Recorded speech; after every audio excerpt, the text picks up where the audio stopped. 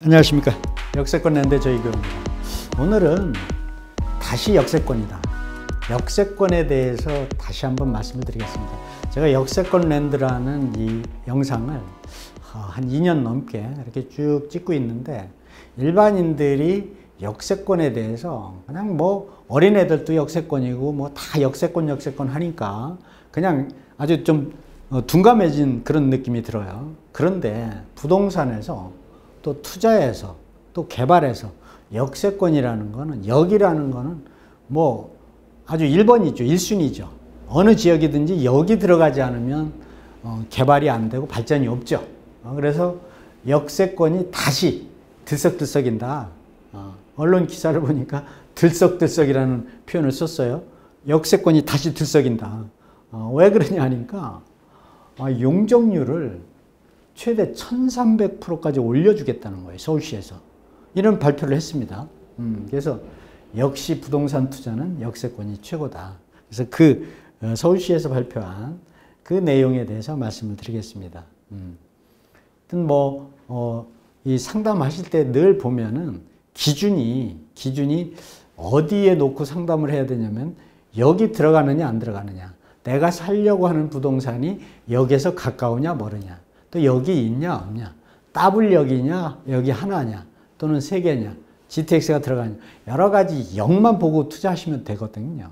그래서 상담하시는 거 보면 다른 쪽에서 자꾸 이렇게 접근을 하시는데, 역 하나만 하셔도 우리 구독자님들은 굉장히 도움이 되실 것 같아요. 하여튼 상담을 미리미리 많이 하시기를 다시 한번 부탁드리고, 역세권 활성화 사업 확대를 서울시에서 하는데, 이 확대라는 표현을 썼지 않습니까? 이건 뭐냐면은, 지금까지는 역에서 역 승강장에서 250m만 개발을 적극적으로 지원을 했는데, 이제 350m로 100m를 늘려서 확대해서 개발을 활성화시키겠다.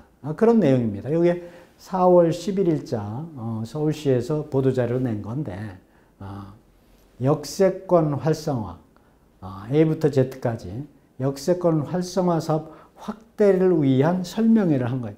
그러니까 시민들한테 알려준 거죠. 설명회를. 이게 한 번만 한 게 아니라 2회를 했더라고요. 그래서 내용이 뭐냐니까 아까 말씀드린 대로 승강장에서, 도시철도 승강장에서 350m 이내 역세권을 중심으로 개발을 활성화하겠다. 그런 내용입니다.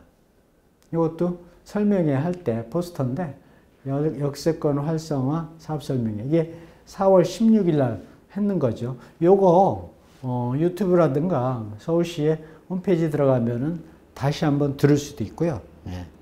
여러분들이 관심 있는 분들은 한번 들어보시면 좋을 것 같아요. 그러면 왜 역세권인가? 왜 역세권인가? 뭐 다 알고 있는 이야기지만 아주 중요하기 때문에 역세권에 대해서 다시 한번 말씀을 드리겠습니다. 사람은 역을 통해서 만나고 헤어지고 또 왔다 갔다 하는 거죠. 그 전철이든 GTX든 KTX든 SRT든 역의 전철을 또 철도를 타지 않으면 쉽게 사람을 만나고 또 산업 물동량 이동이 어려운 거죠. 그래서 지금 현대에서, 예전에도 그 역마차라고 그래가지고 말에다가 물건을 싣고 다니고 그래서 역마차라는 표현이 있지 않습니까? 지금은 철도를 떼놓고는 상상하기가 어렵죠. 부동산 투자뿐만이 아니라 물동량 이동, 또 사람 이동, 모든 게 역으로 통하니까요. 뭐 로마는 예전에 모든 것은 로마로 통한다 그런 말이 있는데, 지금은 모든 부동산 투자나 산업은 역으로 통한다. 이렇게 보시면 될 것 같아요. 역이 생기면 무조건 그 역 주변은 개발이 됩니다. 역이 생기면. 근데 역이 생겼는데 내가 아는 지역은 개발이 안 됐다. 또 역설적으로 그렇게 말씀하시는 분들이 있는데, 지방역이라든지 또 한적한 역도 있어요.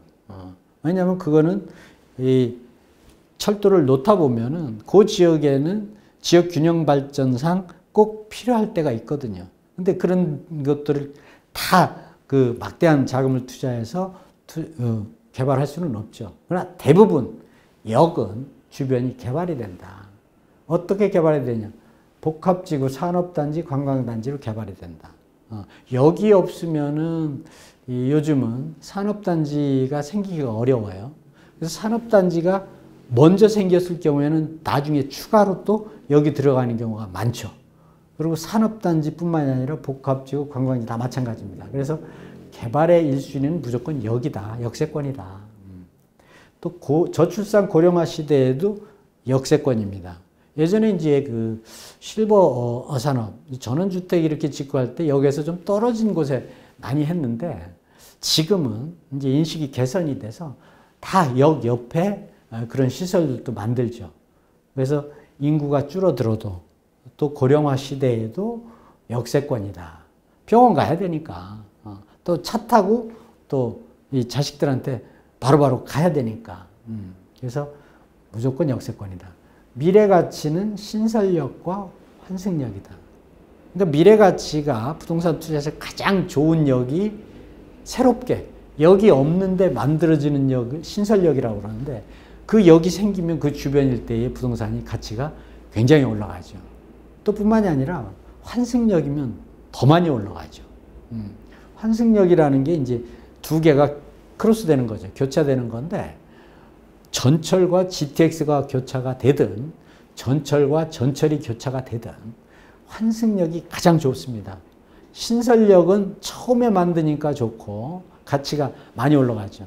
환승역은 크로스되니까 인구가 더 많이 타고 내리니까 더 좋고 세 개면 뭐 더 말할 것도 없죠. 부동산 재테크는 역세권이 전부다. 제가 이런 표현을 썼는데 하여튼 역세권을 다시 한번 여러분들도 되새겨 보시면 좋을 것 같아요.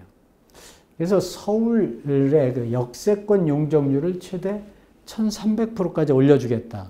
용적률이라는 게 뭡니까? 용적률이라는 거는 아파트를 10층 지을 거를 20층 짓고 30층 짓고 이렇게 용적, 위로 올라가는 층수를 늘려주겠다는 거거든요. 근데 이게 법적으로 용도 지역마다 정해져 있는데 이번에 서울시에서 파격적으로 이걸 역세권에 한해서 또 350m 안에 한해서 많이 늘려주겠다. 왜?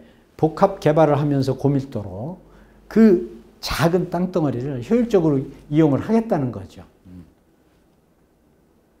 그래서 서울시에서 역세권 개발 활성화 사업 그 내용을 구체적으로 들어가 보니까 3도심이 2040 서울시 도시기본계획에 보면 3도심이라는 표현이 있는데 3도심이 광화문, 강남, 여의도를 3도심권이라고 하거든요. 이쪽에는 용적률을 300%에서 1300%까지 올려주겠다 그런 얘기. 왜 그러냐니까 광화문에도 사람이 많고 또 강남은 뭐 말할 것도 없고 여의도 엄청 많죠. 금융기관 비롯해서. 그러니까 이런 데는 이 땅은 다 역 주변으로 몰려서 개발을 하는데 땅은 너무 좁고 개발은 많이 해서 사람을 많이 유치를 하고 싶은데 방법은 용적률을 높여주는 것밖에 없다. 그래야 이 세계적인 도시와 경쟁을 할 수가 있거든요. 그래서 이 300%에서 1300% 올려준다는 거는 이거는 파격적이 아니라 뭐 완전히 어마어마한 천지가 개벽하는 표현이 될지 맞을지 모르겠어요. 엄청난 얘기죠. 그러니까 쉽게 얘기해서 이런 겁니다. 3층밖에 못 짓는 땅인데 3층, 13층을 짓게 해주겠다는 거예요. 의외로. 그러니까 예를 들어서 아파트를 30층을 질 수 있다면 그거를 130층으로 짓게 해주겠다는 얘기입니다. 그러니까 제가 간단하게 설명을 해드리는 거예요. 꼭 그렇다는 게 아니라. 그래서 이렇게 어마어마한 용적률을 높여주겠다는 게 서울시에 이번에 설명회를 한 겁니다. 이 강남대로, 테란로, 한강대로 이런 데는 용적률을 또 1100%까지 하게 해주겠다. 또 대상지도 지하철 반경역 350m 내에 면적이 1500평방미터에서 이게 1000평방미터인데 제가 이거 좀 잘못 썼습니다. 이게 만입니다. 만. 1500에서 10,000평방미터 용지를 개발할 때 이제 이렇게 용적률을 높여주겠다는 거거든요. 사실은 10,000평방미터 좀 큰 거는 아니죠. 한 3,000평 정도 되는데 여하튼 그 정도의 면적을 가지고 있는 분들한테는 아주 큰 어떤 혜택이라고 볼 수 있죠. 물론 뭐 공짜로 이렇게 용적률을 높여주는 건 아닙니다. 반대급부가 있죠. 용적률을 높여준 대신 그 반대급부로 공공기여를 하게 하는 거죠. 그래도 많이 소득이 되니까. 그리고 12지역 중심에 속한 역이거나 환승역인 곳만 해당이 된다. 12지역이라는 게 그럼 뭐냐? 12지역이라는 게 이제 아까 말씀드린 대로 2040 서울시 도시계획에 보면은 12지역이 다 나와 있어요.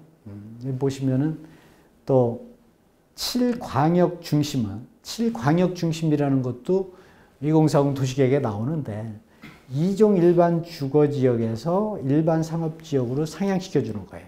그러니까 용적률이 2종 일반 주거지역이면은 250%인데 요거를 일반 상업지역으로 상향을 해서 1100%로 높여주겠다는 거예요. 엄청난 겁니다. 그래서 7구역에 대한 부분을 일부 제가 표기를 했는데 여기에 다 설명에 나와 있는 거거든요. 용산, 청량리, 왕십리, 또 창동, 상계 지역도 엄청 재건축을 하잖아요. 또 잠실, 상암, 수색, 마곡, 가산, 대림 일대에 250%에서 1100%까지 올려주겠다. 또 2040 도시기본계획에 아까 말씀드린 대로 12지역 중심으로 역세권 용지도 일반 상업지역으로 가능하게 해주겠다. 천호동, 길동, 수서, 문정, 신촌, 마포, 공덕, 동대문 등등 해가지고 이 지역도 일반 상업지역으로 만들어주겠다. 그래서 용적률이 상향이 되면 오른 용적률의 절반만큼은 공공시설 등에 기여를 해야 된다. 용적률만 높여주면 그리고 기여를 안 하면 일부 지역에 대한 특혜를 주는 거랑 마찬가지잖아요. 그러니까 서울시에서도 서울시의 어떤 자체적인 자금을 들이지 않으면서 용적률을 높여서 절반 정도는 공공시설에 투자하려면 돈이 많이 들어가야 되잖아요. 그런 부분에 또 기여를 하도록 한 거죠. 그래서 부동산 투자는 역세권 부동산이 최고다. 제가 앞서도 말씀드렸습니다만 역세권 랜드라는 그 타이틀을 다른 것도 그만큼 중요하니까 아파트를 사든 상가를 사든 땅을 사든 모든 부동산은 역세권에 사셔야 됩니다. 어떤 분들은 아파트 사는데 역세권 비싸지 않느냐, 그래서 조금 변두리로 나가서 역에서 좀 떨어진 곳에 사시는 분도 있는데 그렇게 하지 마시고 제가 권해드리는 거는 역세권에 사셔라. 왜 그러냐니까 똑같은 돈이더라도 역세권에 샀을 때 면적을 줄이면 같은 돈으로 살 수가 있거든요. 물론 식구가 많으면은 뭐 어려운 점이 있을 수 있는데 왜냐 하니까 미래 가치가 역세권이 더 많이 올라가기 때문에 그렇습니다. 또 상가도 역세권이 아니면은 장사가 잘 안 되거든요. 다 알죠. 근데 여기서 좀 떨어진 데 하는 분들은 자금이 좀 부족해서 그러는데 뭐 그런 경우 어쩔 수 없겠습니다만은 땅도 마찬가지. 그래서 모든 부동산은 역세권에 사셔라. 그런 말씀을 제가 드리고 또 신설 역세권이나 환승 역세권을 선택하셔라. 기왕에 여기 하나보다는 두 개가 좋잖아요. 두 개보다는 세 개가 좋고 그러면 틀림없이 성공을 하죠. 또 지하철이든 GTX, KTX, SRT 환승역을 또 선택. 아까 말씀드린 거 다시 한번 정리한 겁니다. 기존역도 환승역. 그래서 가격이 조금 비싸더라도 역세권을 선택을 하셔라.